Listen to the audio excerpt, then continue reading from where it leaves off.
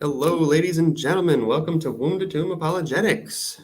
Today, we are going to be discussing an Islamic video and the Islamic approach to the Quran. For those of you who don't know, today is the exact 100th anniversary of the publishing of the Cairo edition of the Quran, also known as the Hafs Quran. And here today to celebrate and discuss the myth of the perfect preservation of the Quran, I have my wonderful friend, Reverend Samuel Green. Welcome, Samuel. Thanks for coming on. Hello, it's great to be with you. Yeah, so why don't you just start us off really quick with just sort of your background? Who are you? And, why should we listen to you of all people on this subject? We got an Australian over here. What on earth is he going to know about Islam and the Quran and all this? Tell us about yourself. Sure. So my name's Samuel Green, and I'm an Anglican minister. I became a Christian while I was at university and started sharing the gospel with people around me. In the process of sharing the gospel, I quickly worked out that I needed to know some apologetics to answer questions.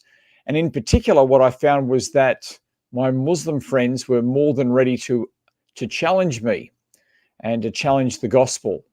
And so I found that I was, whether I liked it or not, starting to learn about Islam and what it believed and what Muslims believed and what they say about Christians. And I just started to respond to them. Now, what's my qualifications? I've got a degree in theology, so I've been trained on how to think theologically, and I've applied those skills to various religions, but particularly to Islam. And the information on Islam is freely available. It's a world religion.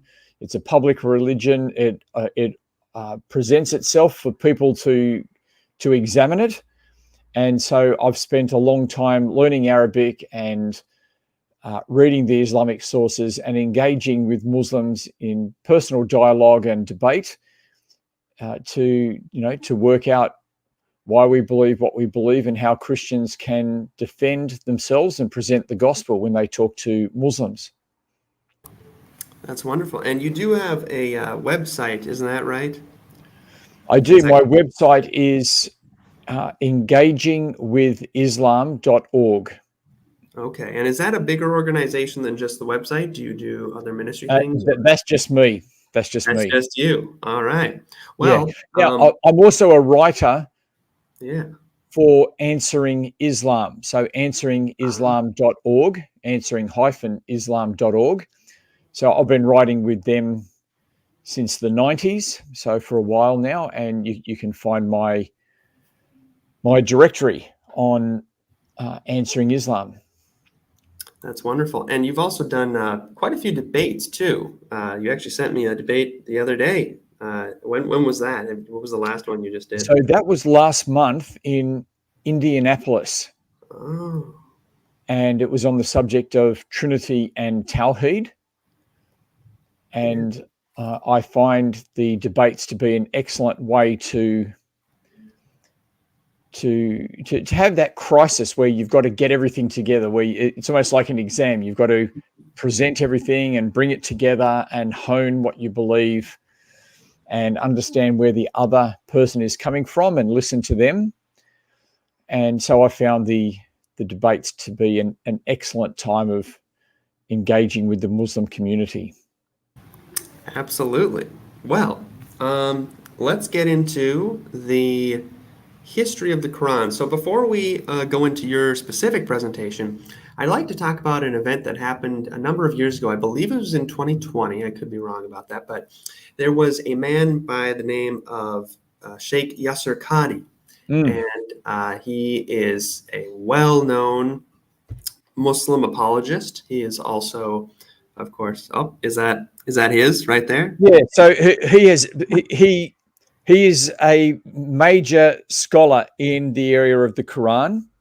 And so he's written this book here. So I'm doing a free book plug for Yasser. So he's written the book, The Introduction to the Sciences of the Quran. And this is a lot of what I've learned from the Islamic scholars like Yasir Qadhi and others. Yes, and he's very well respected, and also quite big influence at the popular level as well. When he made the comments that I'm about to show everyone, he had just under 1 million Facebook followers. That's just on Facebook. Today he has about 1.2 million on Facebook, and I think he's got over 600,000 on YouTube. Very big, very well known, very well respected Islamic scholar. But unfortunately, a number of years ago, he got sort of in trouble with the Muslim community for some comments he made about the so-called perfect preservation of the Quran. Before I even play those, why don't we just talk just super quick? Just tell us, what is this idea about the perfect preservation? We hear this sometimes from Muslims. You can't trust the Bible because it's flawed, but we have a perfectly preserved book. What do they mean when they say that? Usually. Yes, well, you're absolutely right. The Islamic world teaches Muslims to be cynical and skeptical of the Bible, and they teach them that it's been changed. That's not what the Quran teaches, but that is what the Muslim leaders teach their people. The reason for this is that Muslim leaders have to explain what they read in the Quran. So the Quran says that it confirms the teaching of the Bible, and it says that Muhammad's foretold in the Bible. Now, the Quran in no way confirms the teaching of the Bible. It just doesn't confirm it at all. Right. And it doesn't, and Muhammad's not foretold in the Bible, right? Which is why Muslims have rewritten their own gospels, the Gospel of Barnabas, the Gospel according to Islam. They've had to rewrite the Bible in order to make Muhammad foretold in it. And so because the Quran says Muhammad's foretold in the Bible, but he's not, you need to explain that. Because the Quran says it confirms the teaching of the Bible, but it doesn't, you need to explain that. And the way that Muslim leaders explain that is by blaming Christians. It's actually really callous. They accuse us of doing one of the worst possible things we could do, and that is to have changed our scriptures. And so they just say this flippantly, but that is a major accusation to accuse us of. And certainly something they need to back up, for sure, which we can press back on them for. But yeah, continue. Well, yes, and we've got the ancient copies, we've got the ancient translations, we've got the ancient quotes. We can show the Bible hasn't been changed. But we need to understand the root reason why they attack the Bible and say it's been changed. It's that they've got to explain why what the Quran says is false. How do you explain what the Quran's saying? Like the Quran says these things, you go and check it, it's not true. You could either hold Muhammad accountable for his words, which is what you're supposed to do with a prophet. You're supposed to hold them accountable for their words. Right. But they refuse to do that. It's Muhammad can do anything he likes. And they never hold him accountable for anything he does. And so they blame us instead. Right. Yeah. So this is where it comes from. This is why they attack the Bible. And as you said, it's a twofold attack, because they say the Bible's changed and there's one perfect Quran. And so that sort of gets us to where we're at today. I've got some quotes if you wanted me to show some quotes as to what they say about the Quran. Well, before we do, why don't I just play that video? We'll kind of get that out of the way, and then we'll go right into your presentation. So here are the words of Sheikh Yasir Qadhi himself during what's known as the holes in the narrative sort of debacle that he got himself into. All right, here we go. Every single student of knowledge knows, who studies Ulum al-Quran, that the most difficult topics are ahruf and qiraat, and the concept of ahruf and the reality of ahruf, and the relationship of the Uthmanic Mus'haf with the ahruf, and the preservation of the ahruf. Is it 1? Is it 3? Is it 7? And the relationship of the qiraat to the ahruf. This is a topic that When you're the beginning student of knowledge, you're like, what is all of this going on here? When you go a little bit more, you learn to simply memorize what your teachers say and regurgitate it out, and you don't fully comprehend. When you do a deep dive is when things get very, very awkward and difficult. And this isn't new. This is from the time of the Sahaba. This is not a joke, brothers and sisters. The issue of ahruf and qira'at caused confusion to somebody whom the Prophet said, if you want to listen to the Quran directly, listen to Ubay. Ubay is not some even average Sahabi. He is the Qari of the Quran. He is the master. He is who he is. And he goes, فَدَخَلْ فِي نَفْسِي شَكْ. I believe that's Ubay ibn Ka'b, who was a follower of Muhammad, but we'll continue. What is all of this stuff? Again, this is you have asked me some very honest questions. It's the first time I'm saying these things. Many people are aware who listen to my lectures that I've mentioned the crises that happened to me at Yale. This was the issue. That the issue of ahruf and preservation and qira'at. And by the way, just to explain what he meant there, he went to a college in Medina to get his theological background, but then he eventually went to Yale, and he's talking about his crisis. He had a crisis there, which he's about to explain, is the fact that the secular scholars started pushing back against the Quran to a degree that his Muslim teachers did not. Relationships between them. These are very, very difficult issues. And the most advanced of our scholars, they're not quite fully certain how to solve all of the unanswered questions in there. Here's the point. These issues should only be discussed amongst people who know what the qira'at are and who understand some of these questions that are being raised. So is what you're saying, the shak that came, or not the shak, but the crisis that you had was in relation to this question of the relationship between the ahruf and the qira'at, basically? No. The crisis I had wasn't that. The crisis I had was, that was what generated. But what was the crisis? The crisis was very simple. Traditional understandings of ahruf and qira'at cannot answer some of these pressing questions that are now being poked by our people outside of, by our academics, by their academics outside of the faith tradition. You see.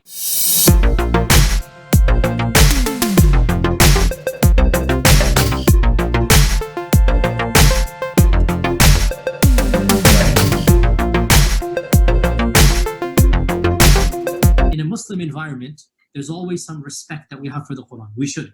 In a Muslim environment, we'll press a little bit and then we'll say, okay, khalas, sami'na wa ata'na. And that's great, alhamdulillah. When you go to academia, they don't have that red line.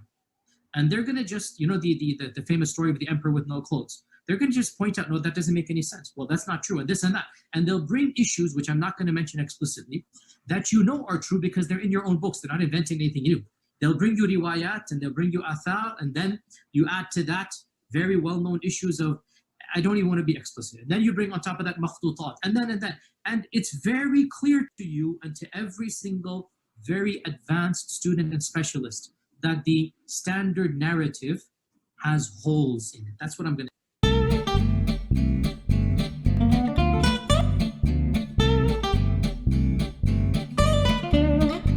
say. The standard narrative does not answer some very pressing questions. These are now well known within the Western Academy, that they're bringing forth issues. Their level of now knowledge is leaps and bounds above what it used to be, 100 years ago. What is happening in the last few years is not me anymore. It's the Western academics. These problems are now becoming mainstream. And by and large, our ulama in the Eastern world are not aware, by and large, of what's going on in the Western side of things. And they're not answering those questions in a manner that it needs to be answered. All right, so that's the holes in the narrative part. You heard Okay, that right there where he said the holes in the narrative. There are holes in the narrative, the standard Islamic narrative. So anyway, I'll let Reverend Green take over there. Okay, well, it's great to be with everyone. What I'd like to do now is to give the history of the Quran according to the Islamic sources. So Yasir Qadhi was saying there that the issues that are being raised are not just issues coming from outside. These are issues that actually come from the Islamic story itself, the Islamic narrative itself. And so what I'm going to do now is to quickly take you through these. It might take about half an hour to go through all the material, but we're going to look at all the main things that we need to look at, and then see why the idea that Muslims tell us that there's one perfect Quran is just simply not true. So if I can have my slides up, please. There we go. So everything I'm going to show you, you can get at that address there. It's a booklet that I've made, and you can download that. It's also an article on the Answering Islam website. So these are the types of things that Muslims will tell us. The text of the Quran is entirely reliable. It has been as it is, unaltered, unedited, not tampered with in any way since the time of its revelation. The Quran was memorized by Muhammad and then dictated to his companions and written down by scribes who cross-checked it during his lifetime. Not one word of its 114 surahs have ever been changed over the centuries. You're starting to get the idea there. The Quran is the only scripture which has been preserved in its exact original form, in its entire content, as it was revealed to the Prophet 14 centuries ago. Not a word added or removed. This is a historical fact beyond doubt. God himself has assured us of its preservation in Surah 15, verse 9. Thus, there has only been only one version of the Quran all across the world through all ages, right from the time of the Prophet. So you're starting to get the idea here. No other book in the world can match the Quran. The astonishing fact about this book of Allah is that it has remained unchanged, even to a dot, over the last 1400 years. No variation of text can be found in it. You can check this for yourself by listening to the recitation of Muslims from different parts of the world. So you're getting the idea there, I hope. And this is the standard Islamic narrative that Muhammad spoke the Quran. You know, the angel Gabriel brought the words from Allah, and Muhammad spoke it. He memorized it himself. He dictated it to others who memorized it and wrote it down with no editing. It's just written down. Muhammad examined and approved what was written. There's only ever been one version of the Quran. All Qurans are identical with no variants.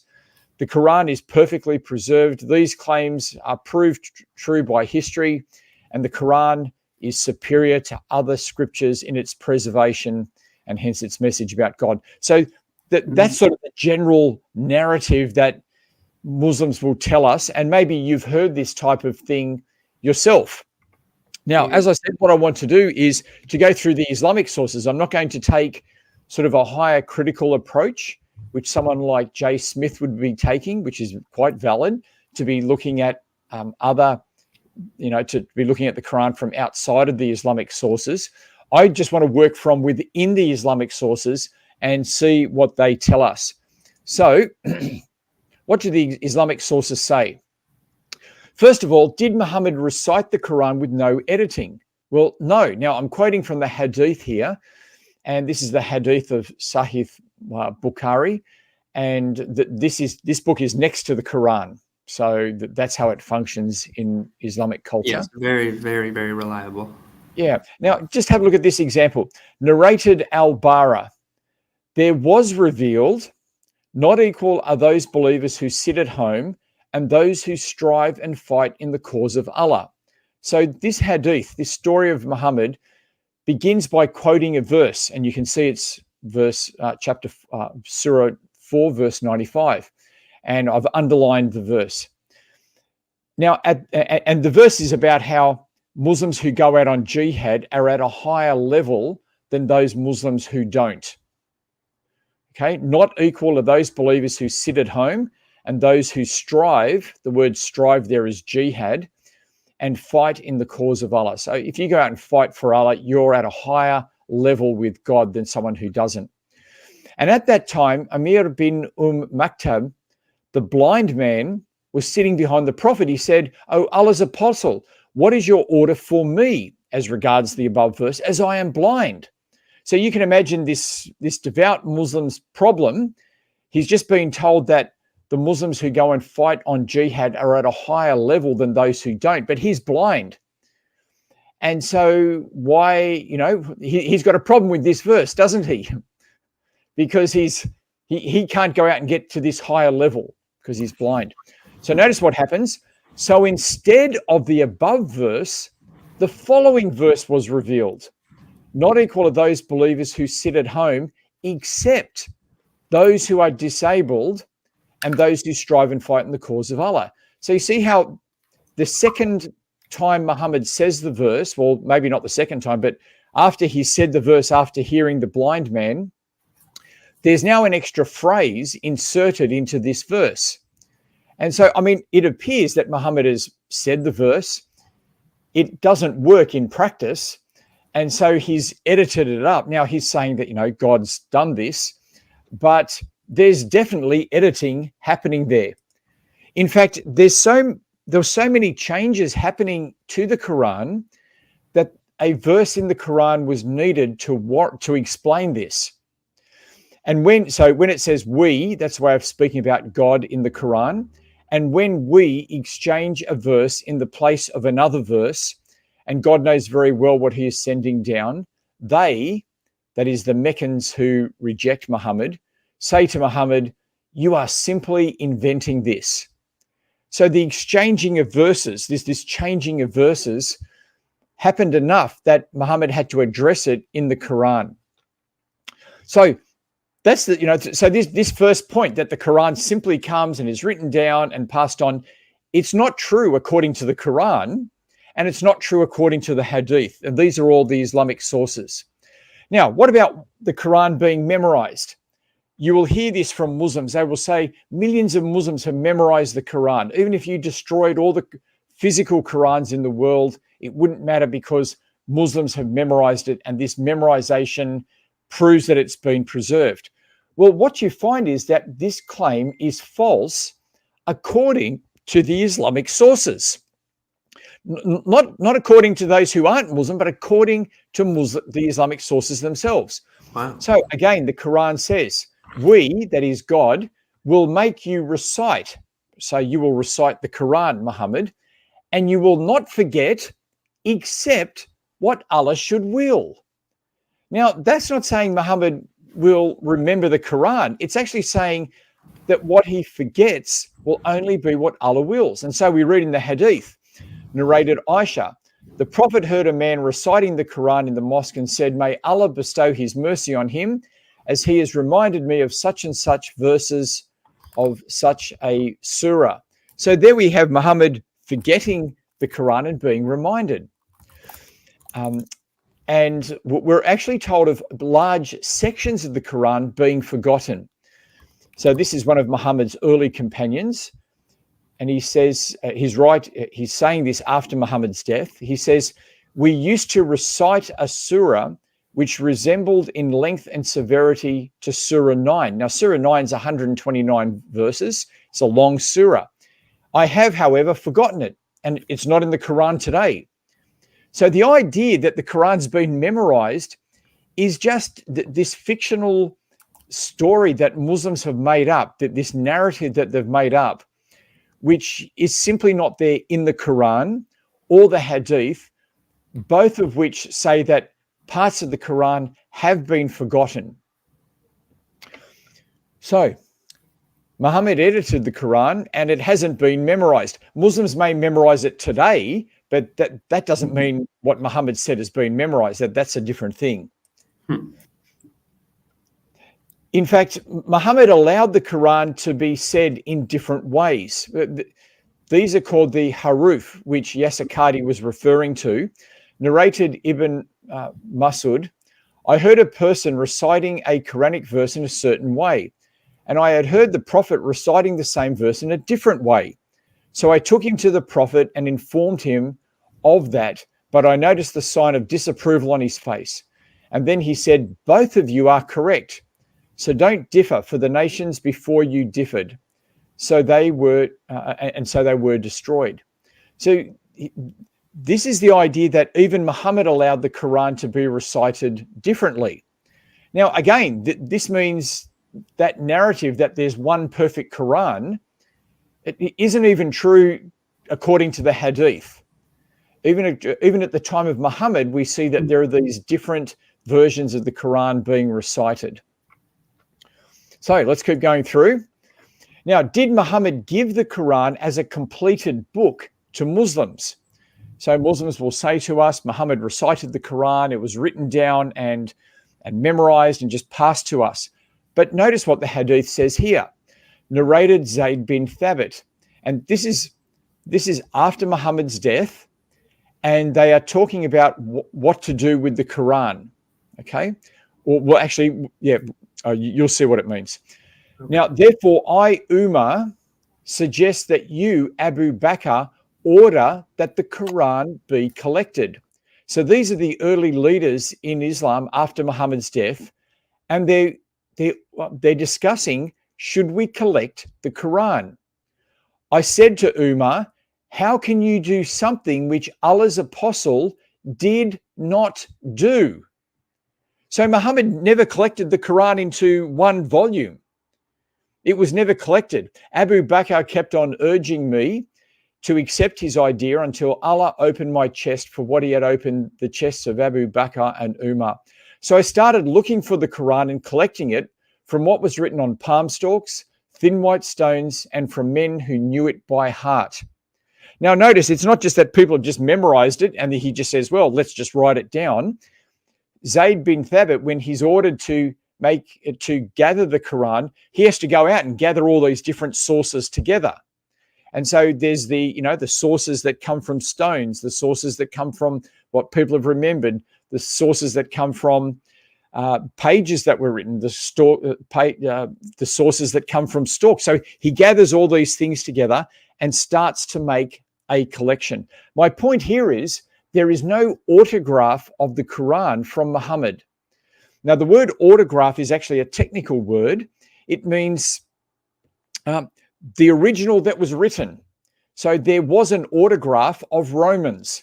Paul had Romans written for him.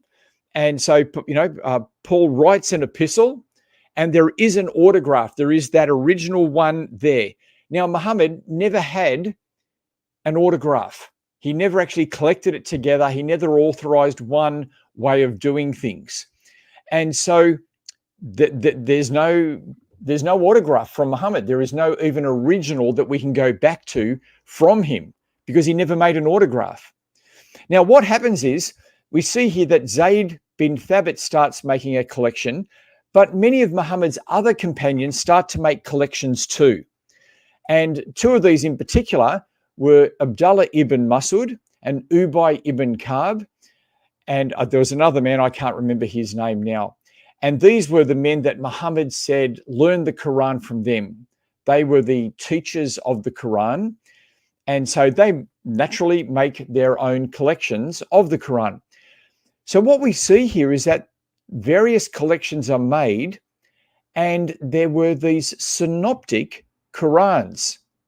Now, you may be familiar with the word synoptic when it comes to the New Testament, because the word synoptic is what we apply to Matthew, Mark, and Luke, because they are highly similar. They sort of look and feel the same. And so this word synoptic, the word syn means together, and optic, as you could guess, means eye. And so they're seen together. Matthew, Mark, and Luke are seen together, whereas the Gospel according to John is very different in style.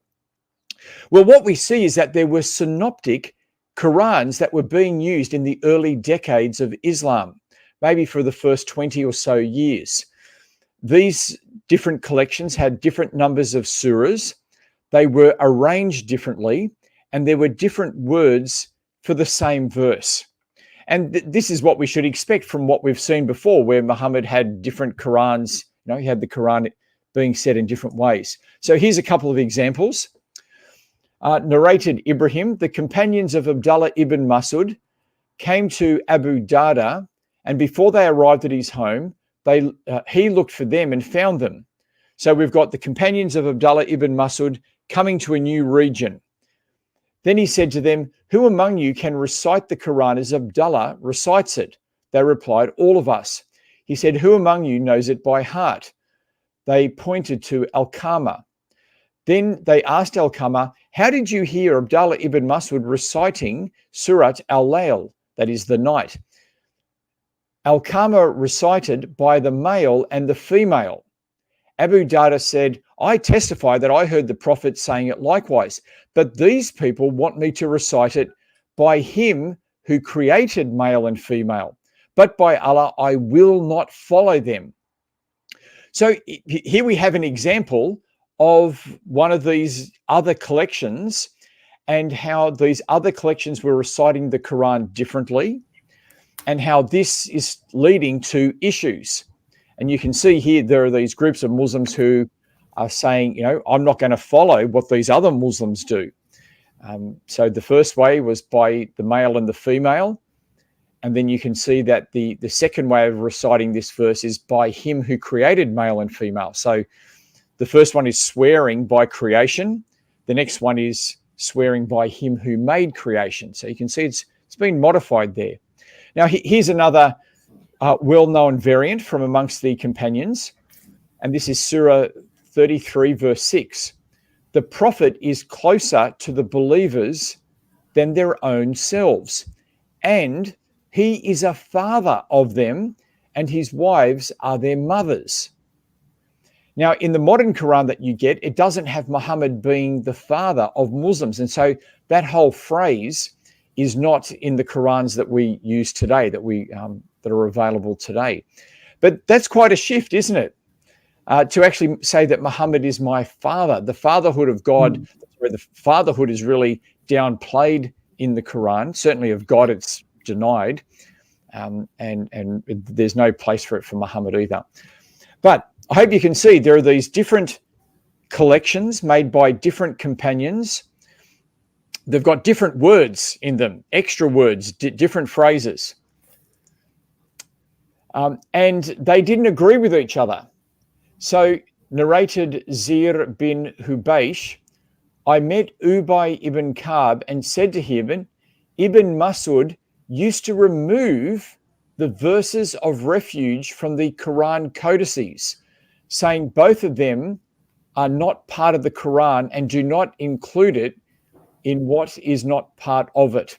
So here we have Ubay ibn Ka'b, one of Muhammad's companions, and he's talking about Abdullah ibn Mas'ud. We were just reading about him. And he's saying here that Ibn Mas'ud did not accept certain surahs in the Quran. These are the first surah and the last two. He didn't have them. And we've actually got this hadith from Ubay ibn Ka'b saying not just that Abdullah ibn Mas'ud didn't know about these surahs, because this is what Muslims will say. They will say, well, not all the companions knew about all the different surahs. You can see here, Abdullah ibn Mas'ud knew about the surahs, but said, do not include them. Okay. And so just some other references. Many of the passages of the Quran that were sent down were known by those who died on the Battle of Yamamah, but they were not known by those who survived them, nor were they written down. Nor had Abu Bakr, Umar, or Uthman at that time collected the Quran, nor were they found even with one person after that. Abdullah ibn Umar reported, let none of you say, I have got the whole of the Quran. How does he know what all of it is? Much of the Quran is gone. Let him say instead, I have got what has survived. Mm-hmm. So and, before you continue, this is talking about sort of the lost surahs, correct? Yes. Yes. And so earlier when you said, a lot of them will say, they're all 114 surahs are without issue. Well, part of the issue is, are there actually 114? Yes. Been debate over that, but yeah. Yeah. And I probably should have put those last two quotes a bit earlier, but chronologically they come after, but I was just moving them around. Yeah. Now I'll keep going. Mm-hmm. Now, what's interesting is that there's a very famous Islamic librarian and scholar called An-Nadim. An-Nadim's. And he wrote in the 10th Christian century, he wrote an excellent book where he surveyed all the books of the world. Just think about that. So the Muslims had conquered from China, Western China, right across, the whole of the Middle East, right across North Africa into Europe. And so An-Nadim, as this librarian, he tries to catalogue every book in existence.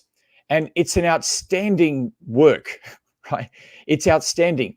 Now, the interesting thing is that he gives a list of the books that were written in the early centuries of Islam, which discuss all the differences between the Qurans.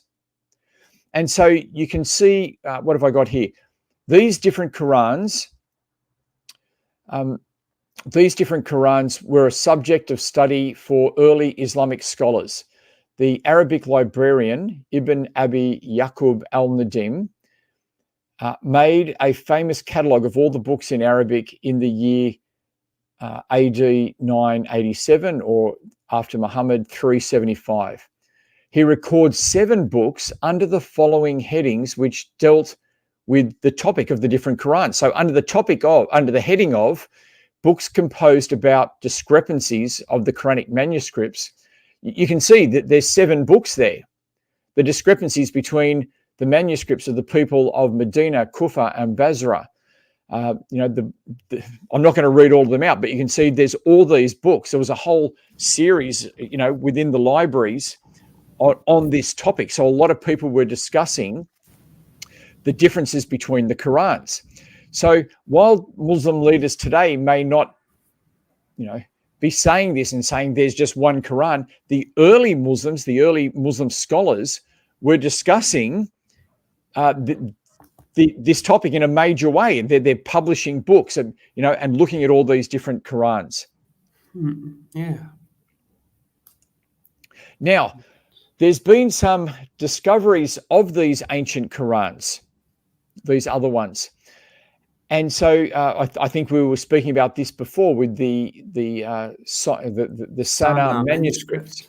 Yeah. And so I've been talking about these other Qurans according to Abdullah ibn Masud or Ubay ibn Ka'b.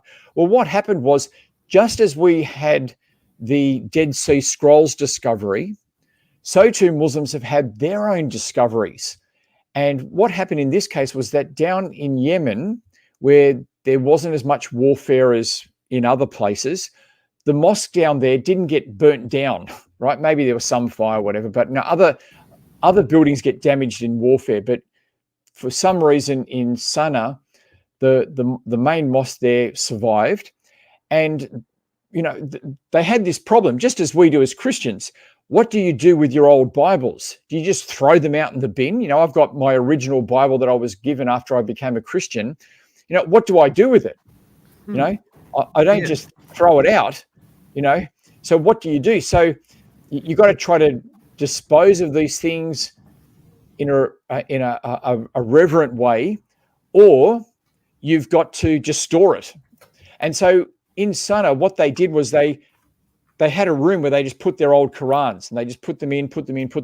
And after a while, that room got another wall built across the front of it, Hundreds of years later, a room got built across the front, and these Qurans were just left there for centuries, maybe even over 1,000 years, just left there. Wow. They were discovered, and this has been one of the major discoveries for the Quran. And as I said, it's parallel in some ways to the Dead Sea Scrolls discovery. Now, the point is, you can see the picture there. Mm-hmm. You can see how there's a bolder text, a darker text, and then a lighter text. Yes. Now, that lighter text is the original script that was written on it that has been washed off and then replaced with a new script. And it's sort of like, the whiteboards, how when people come up and write on a whiteboard and they use the wrong type of texter? Right. on Yeah. top of Marxa, and then you go, oh, and you try to wipe it off, you can't, and then you get some methylated spirits or whatever it is, and you wipe it, but it's always there. Right. Right. It's always there. So it's sort of like that. You could use this this vellum, in this case, it's skin, animal skin. You could wash it, but the original one would still stay there. So what they can do is they can get ultraviolet light and then change the frequency of the light to make the darker script invisible and then the lighter script stand out. Yes. And And they that's do that because with the it Bible gives- too, on some Yeah, ancient exactly. manuscripts. Yeah, we do this with the Bible too. Mhm. And so what they do when they do that is they can read the script below. Now, I'm going to read to you what one of the main scholars in this area, who's a Muslim, I'll read to you what he says of the script underneath. He says the main significance of the Sana 1 manuscript is that the lower text does not belong to the Uthmanic textual tradition. Now, we're going to get to Uthman in a moment. It is, in a sense, non-Uthmanic. Now, the Uthmanic text is the Quran that we have today. But I just wanted to show you that it belongs to some other textual tradition, which is designated here as C1. So the point I'm just trying to bring out with this is that we actually have hard copy evidence for these other collections, right? And these other Qurans. So it's not just that we have the history being written up, that, you know, Abdullah ibn Masud had said the Quran in different ways. We have not many, but we've got some hard copies as well. So it's not just the historical reference. We've also got references like this, which show that there were these different Qurans. Now, let me keep going. So the Sana specimens, however, are not only proofs of their existence, that is, these other collections, but allow for the hypothesis that even more arrangements were used which differed from the official sequence, as well as from those reported to go back to Ibn Masud and Ubay. In one case, the end of Surah 26 is followed by the beginning of Surah 37, on the same page, of course, which corresponds exactly to the leap reported by Abdullah ibn Masud's arrangement. So remember I said that these companions arranged the Quran differently, different surahs in different ways. And so we've actually got a page, when we look at the text underneath, which follows what Abdullah ibn Masud did. So again, all I'm trying to show you there is it's not just that the Hadith says this, it's not just that Islamic historians in the 4th century say this, it's that we've actually got pages which demonstrate this as well. Now, what happened? What happened? Why is it that we don't have these different synoptic Qurans now? Because in Christianity, we could have kept, like we've got Matthew, Mark, Luke, and John. Why don't we just have Matthew? Right? You know, why is it that we've got 4? And we look at Muslims and they've just got 1. Right. But we see that they had these synoptic Qurans in the beginning, right? That they had their own Matthew, Mark, Luke, and John equivalents back in their day, but they don't have it now. Now, what we see is that it actually started to cause a problem for the Muslims, that there were these different collections of the Quran. So narrated Anas bin Malik, Hudhayfa bin al-Yaman came to Uthman at the time when the Muslims of Syria and the Muslims of Iraq were waging war to conquer Armenia and Azerbaijan. So this is the very early stages of the Islamic Jihad. They've conquered the Christians of Syria, they've conquered the Christians of Egypt, they've conquered the Christians and Zoroastrians in Iraq, and now these jihadists are getting together to conquer the Christians in Armenia and Azerbaijan. So this is jihad in full swing, conquering and subjugating Christians. But there's a problem when these two jihadist armies come together. Hudhayfa was afraid of that is the Muslims of Syria and Iraq, of their differences in the recitation of the Quran. So these jihadists from Syria and Iraq have come together to fight Christians, but they recite the Quran differently. Now, one thing you don't want is groups of jihadists arguing with each other, right? That's not going to go well. Yeah. And so Hudhayfa says to Uthman, who's the third ruler, he says, "O chief of believers, save this nation before they differ about the book." Therefore, Uthman sent to every Muslim province one copy of what they copied. So what happens here is, I haven't given the whole hadith, it's quite long, but Uthman orders one version of the Quran to be made.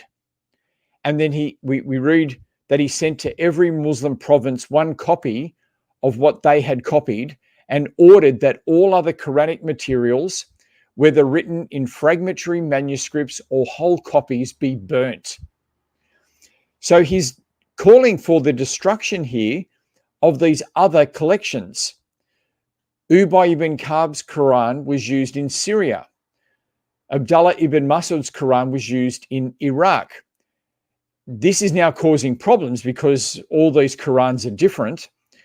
And so Uthman standardizes one Quran, and there's a wholesale destruction of these other early Qurans. And probably what happened is that they didn't burn all of them.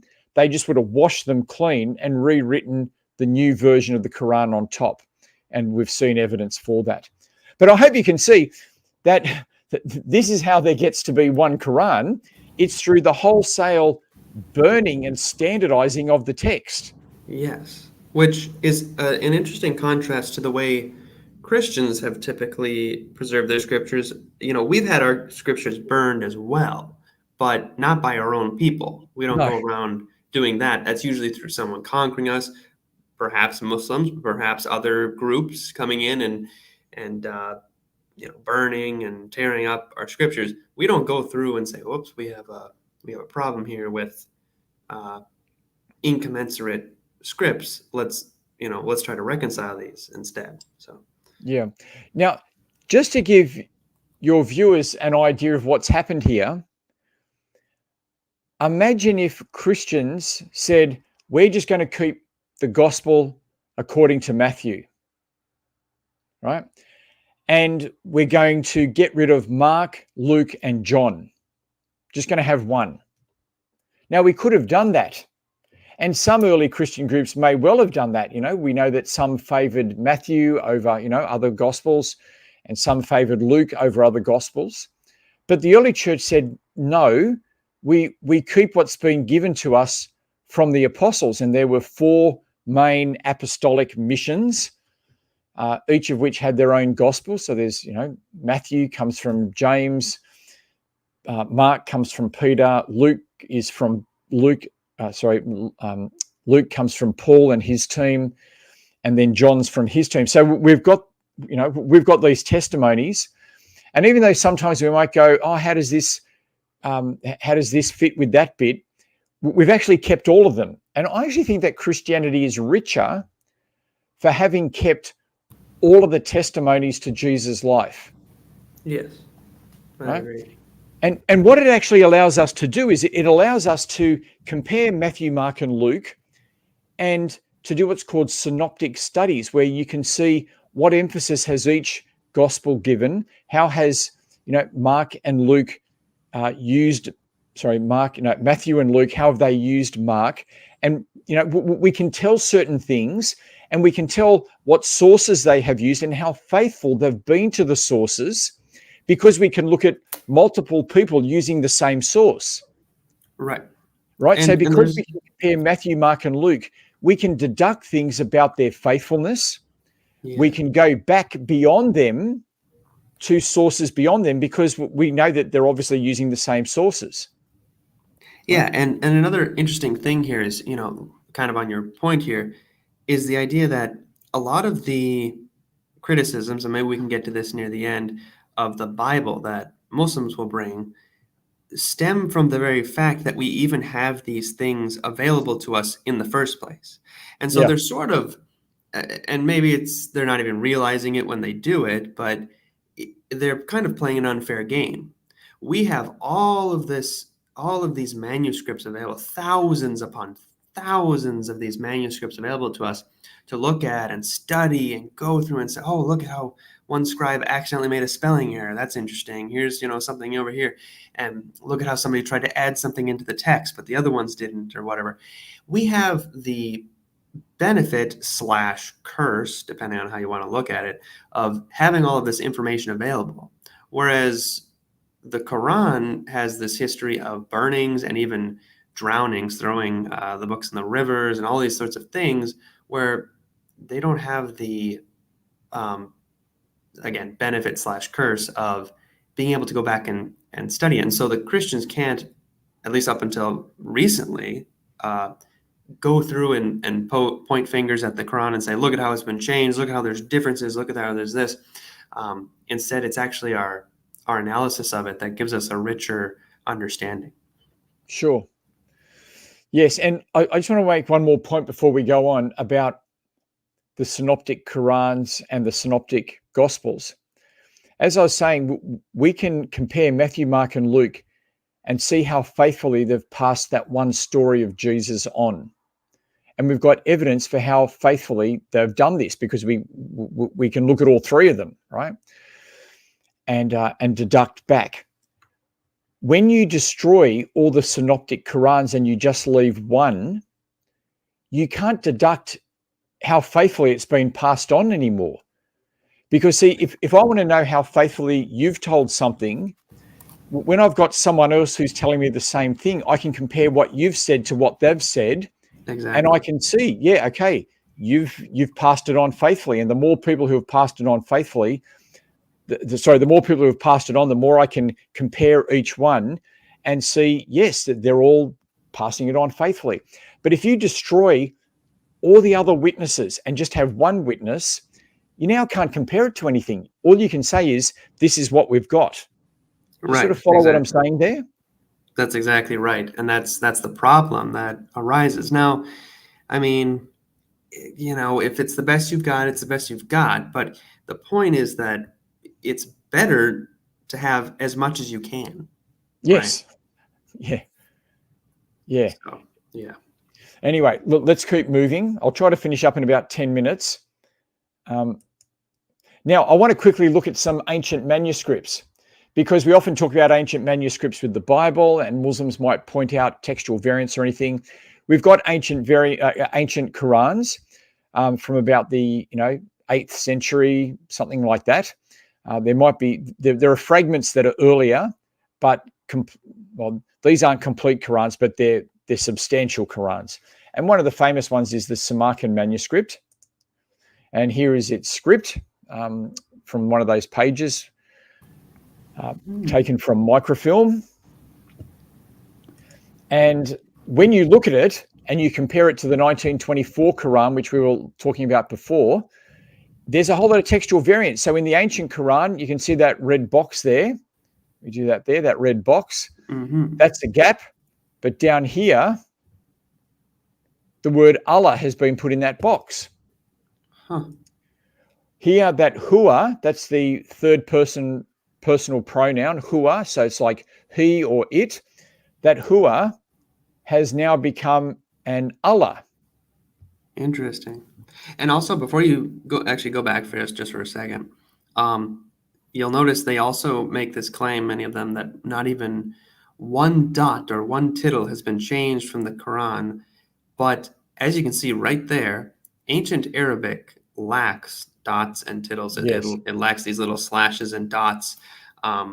So when they say that kind of stuff, and which, by the way, is also true of Hebrew, for example. Ancient Hebrew does not have vowel markers and all these little speckles in there. But just an interesting fact there that, when they say, it hasn't been changed. Well, we will get to that. And that's what we're going to be talking about that's what Yasir Qadhi was talking about with the Qiraat. Mm-hmm. Now, I'll just quickly do some more. You can compare those two dots, those two squares, and see how in that top gap, there's now two extra words. In that gap, the word Allah has been inserted. In that top gap, there's now a whole phrase which is in there. Wow. So my point is they have textual variants among their manuscripts. right? Yes. And Yeah. the man who's done the main work on this for us is a man named Daniel Brubaker. And so he has a YouTube channel called Variant Quran, and you can have a look at that. And Keith E. Small, the late Keith E. Small, has a book there as well. And Brother Mark has one, A Perfect Quran, which is available on Answering Islam website. So I want to keep moving through because we've been going for a little while now, but I want to give you the whole sweep. Now, you pointed this out for us.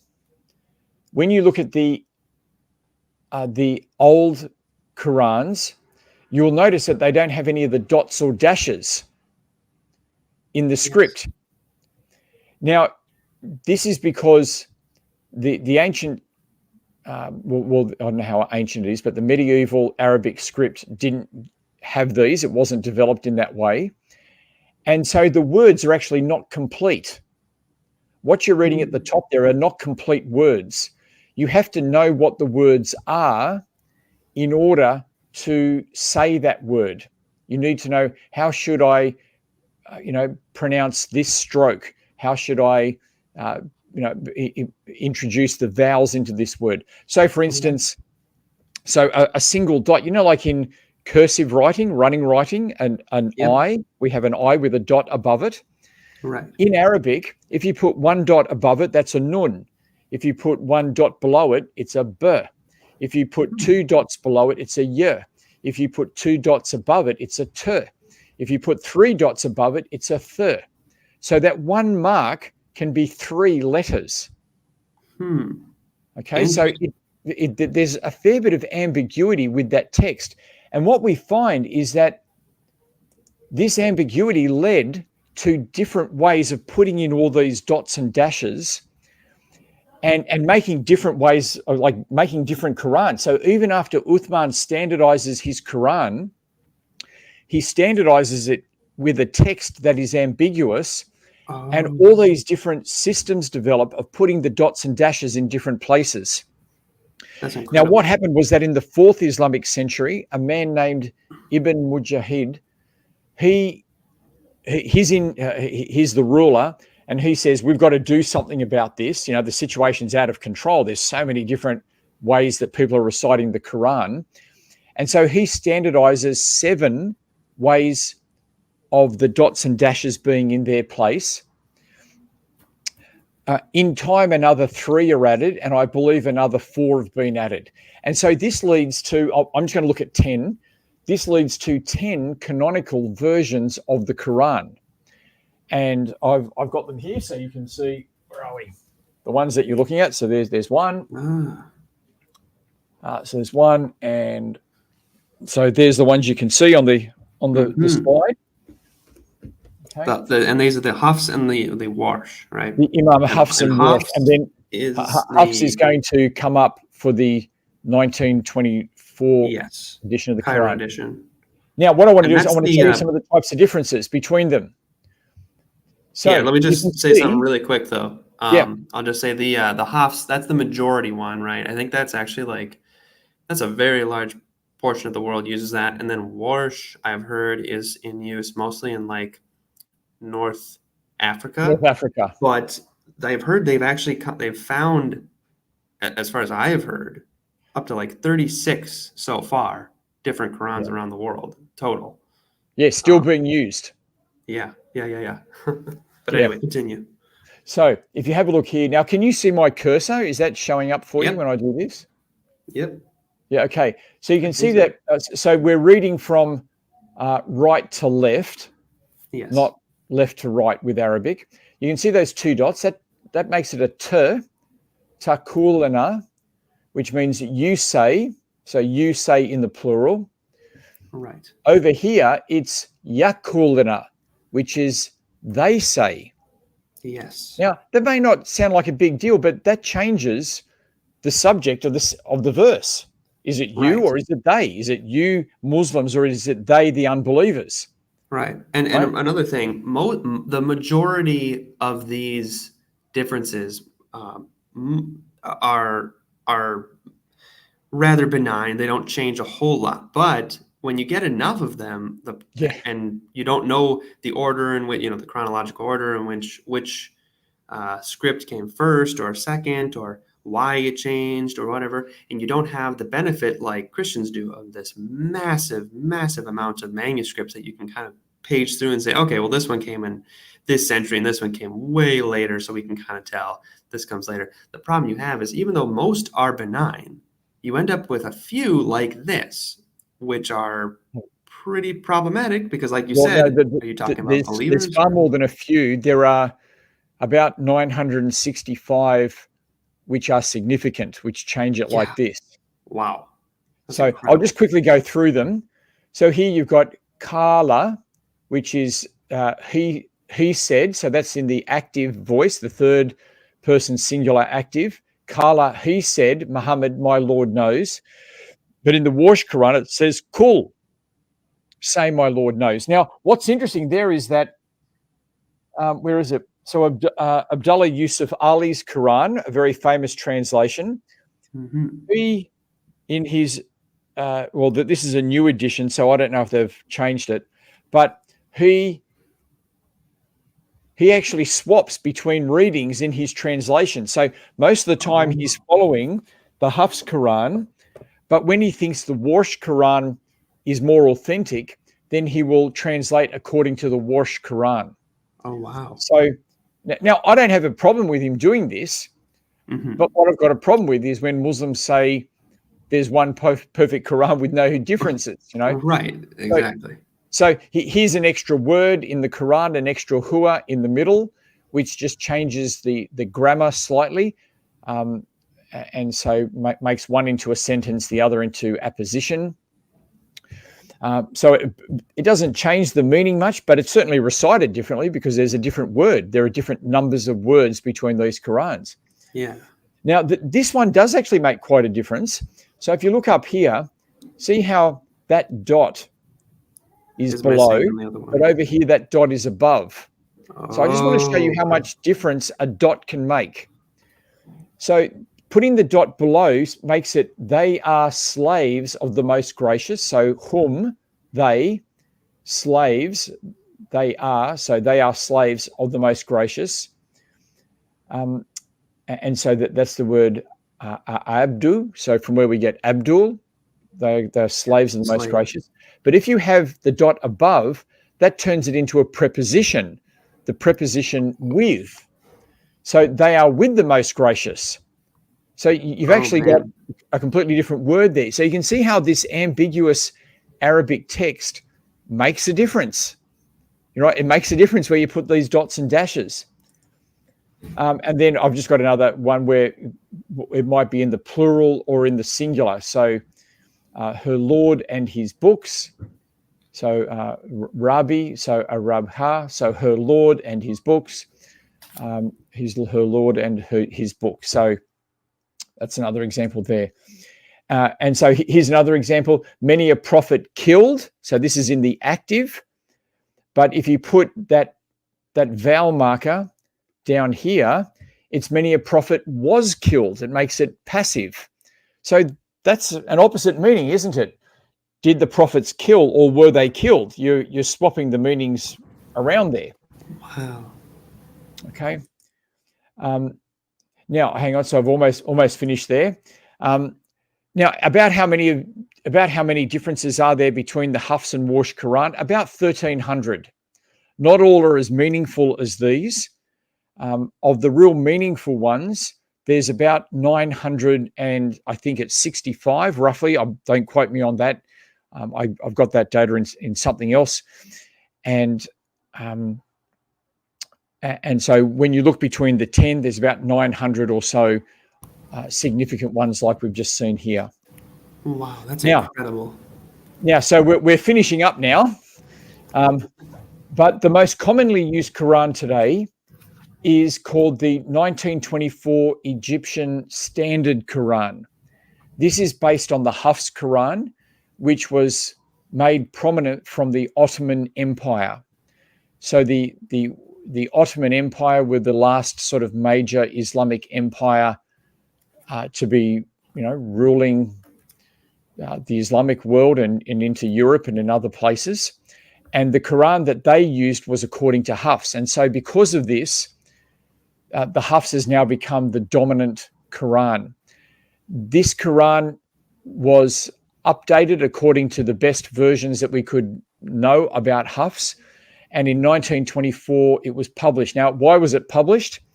It was published because many students were coming to Al-Azhar University to study the Quran. And as they're coming from different parts of the world, they're reciting the Quran differently.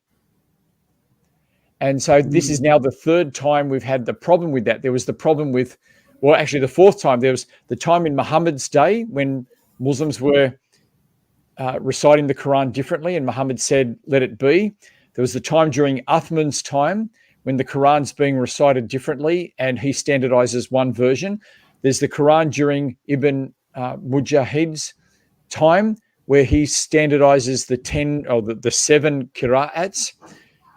And now there's the final time is during Egypt in the at the beginning of the 1900s, where Muslims are coming from around the world reciting the Quran differently, and so they have another standardizing process. So there's been 3 main standardizing processes that I'm aware of, and they standardize the Hafs version. But I've got a quote here from an accepted scholar in this area.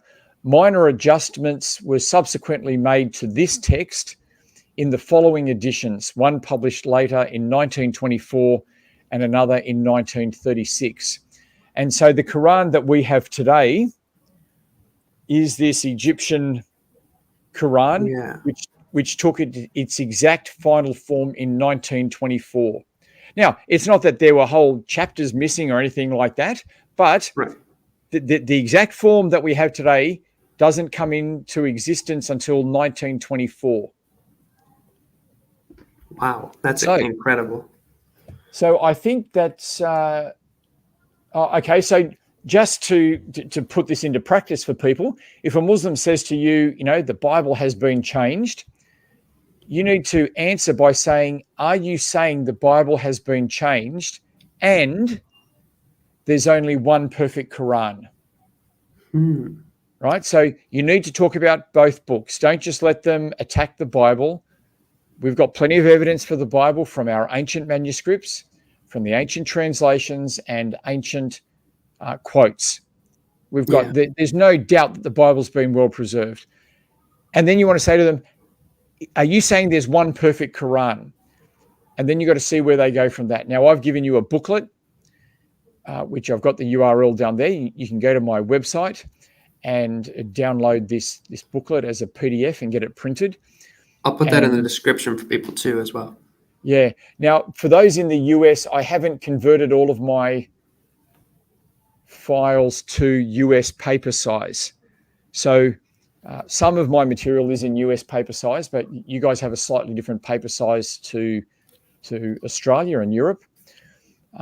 So to get it printed, you need to ask for A4, or you're going to have to do some gymnastics with the formatting. I don't know. I'll leave that with you. Okay.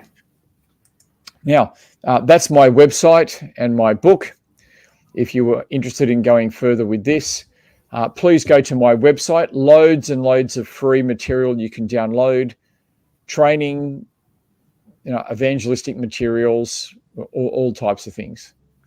And before you move on there, I'd like to talk just kind of briefly about your book. I've been reading it. I haven't finished it yet, but I have found it extremely enlightening and just turbocharging my understanding of Islam and how to engage with Muslims. Absolutely an incredible book. You talk about sharing the gospel with Muslims, showing how Jesus is God, talking about the Trinity, who was Muhammad. You also talk in your 10th chapter, which is exceptional, about the history of Muhammad, which I found incredibly useful as I was reading through the Quran myself to understand which battles come first and last, because the Quran is a very disjointed book. It's not like the Bible. You crack open the Bible, you start reading, and it's a story. Okay, I'm reading about this person, then this person has a child, and then we read about that child, and then this person has that child, and you follow the story, and it's going along, and it's roughly in chronological order. There might be a few books that are organized slightly different. But essentially, each thing you can open it and read it like any story. The Quran is very different, very disjointed. The chapters are organized not in chronological order, but in order of longest to shortest. And then even the content within those chapters is all mixed up as well. And so it can be very disorienting. And so I found your book extremely helpful in understanding what I'm reading. When I would look at the background information on a surah, it would tell me, oh, this is after the Battle of Uhud. I'm like, well, what the heck is that? Well, you kind of explain when and where that happens in the book and whether they were victorious or lost the battle. And that actually helped me as I'm reading, because I'm like, well, oh, I see why he's kind of being encouraging here, why Allah is encouraging them and doing something like that, because they lost a battle. So he's kind of trying to uplift them. Oh, it's starting to make a little more sense. So it really, really enhanced my understanding. So I highly recommend it. Thank you. Yeah. So, and definitely check out that website for more. Loads of resources, piles of resources, people. They're all free. Did you have anything more you wanted to say? Otherwise, I have a few questions.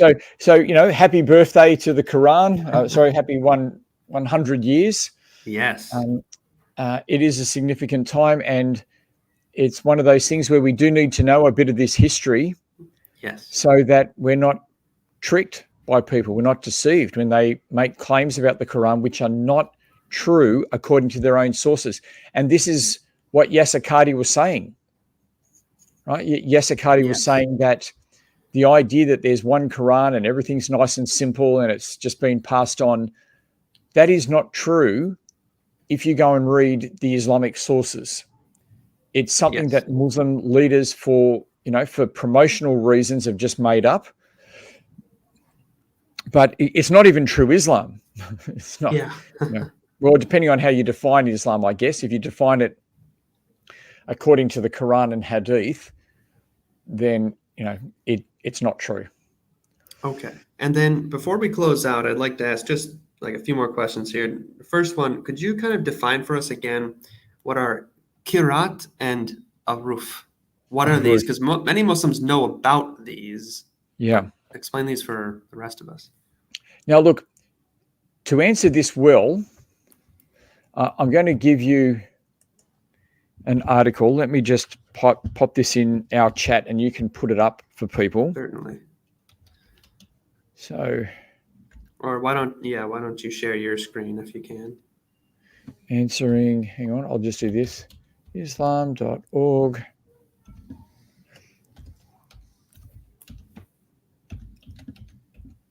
Yeah, we can share your screen if we want. And we'll let people see. Right, So I've just given that in the chat to you.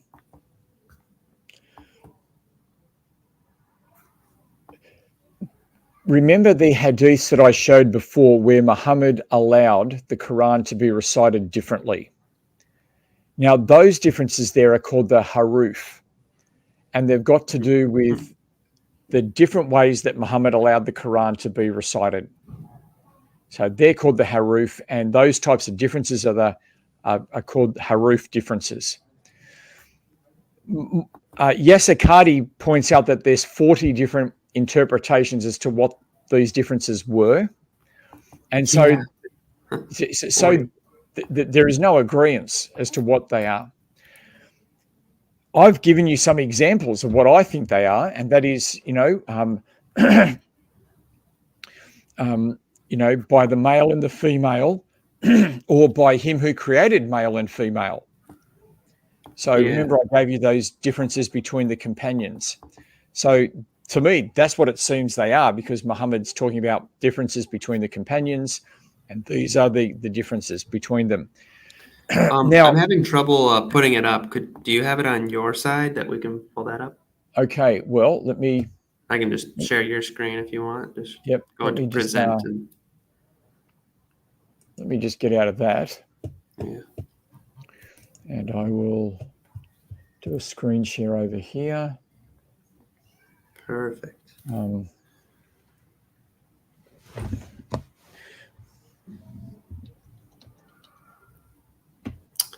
The Qiraat and the ahruf. Now the Qiraat, saying, let me just do this different. If you search different Arabic versions of the Quran, so let me just type that in.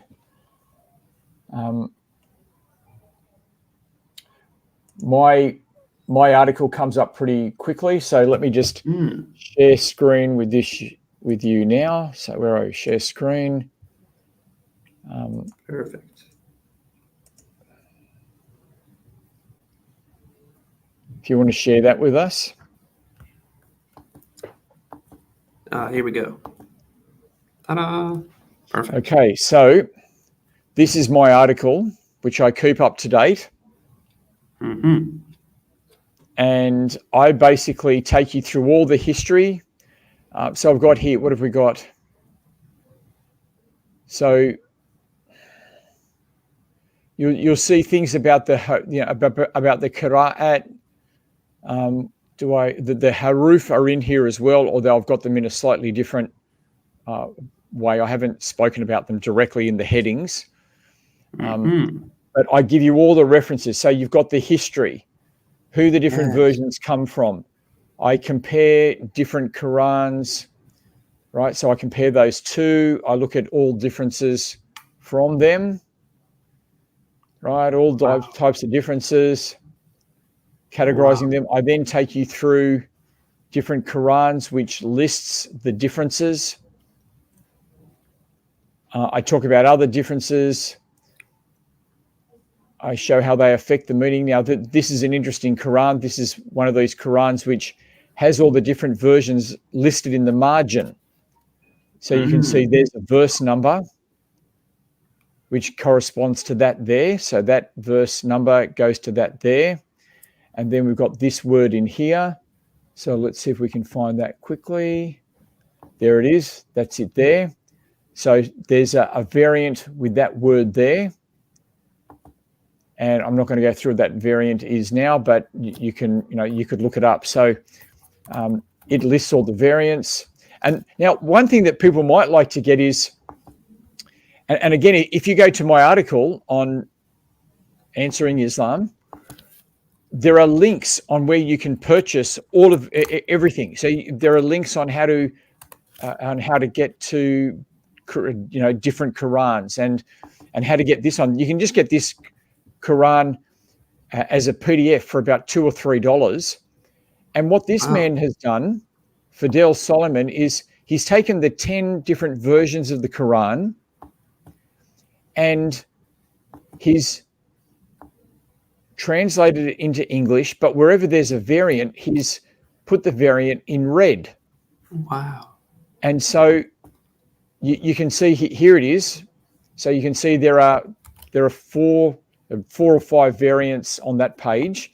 And then in the footnotes, he gives you, all the, which reader does what, which version of the Quran says this, which version says that.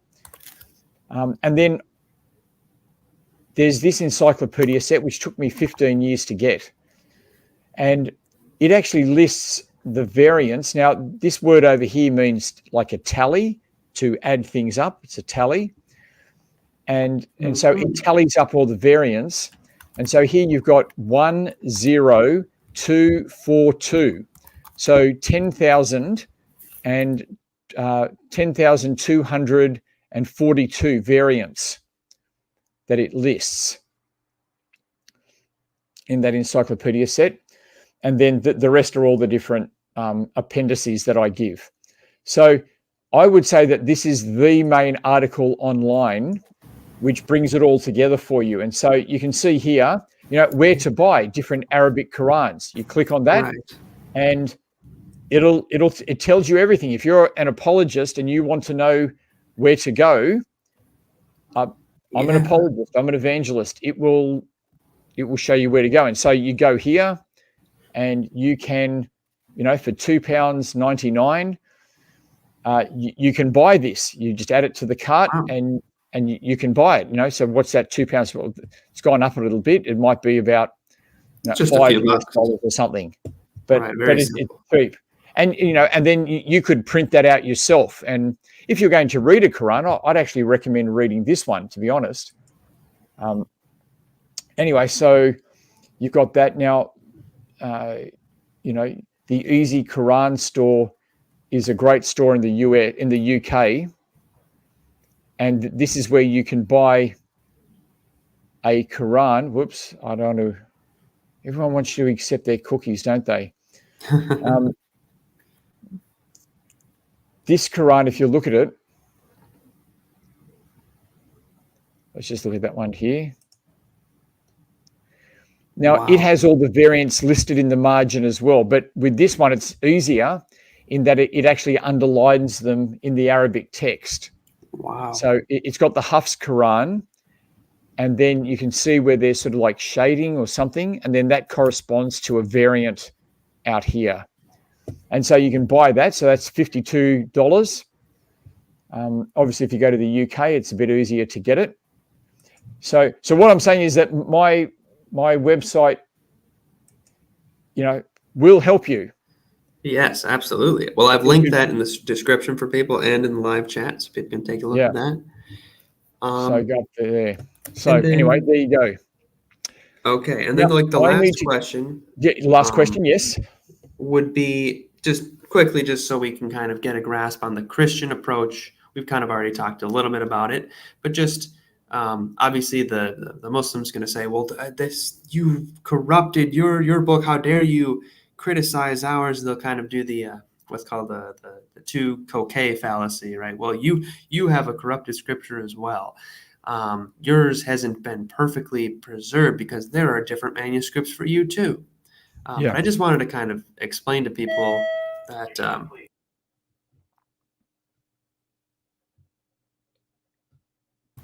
I just wanted to sort of tell people that the Christian approach is not the same concept. I mean, we believe in the preservation of the Bible. We believe that what you're looking at on those pages is essentially the original. But most people, I would say, probably would say that God gave us an infallible word in the original writings that were originally written. Now, we don't have those exact original pieces of paper anymore, but those were protected. And then from there, we have, of course, scholars who then go through and look at the copies and reconstruct the originals. Even though we don't have the exact specific pieces of paper of the originals, we have that.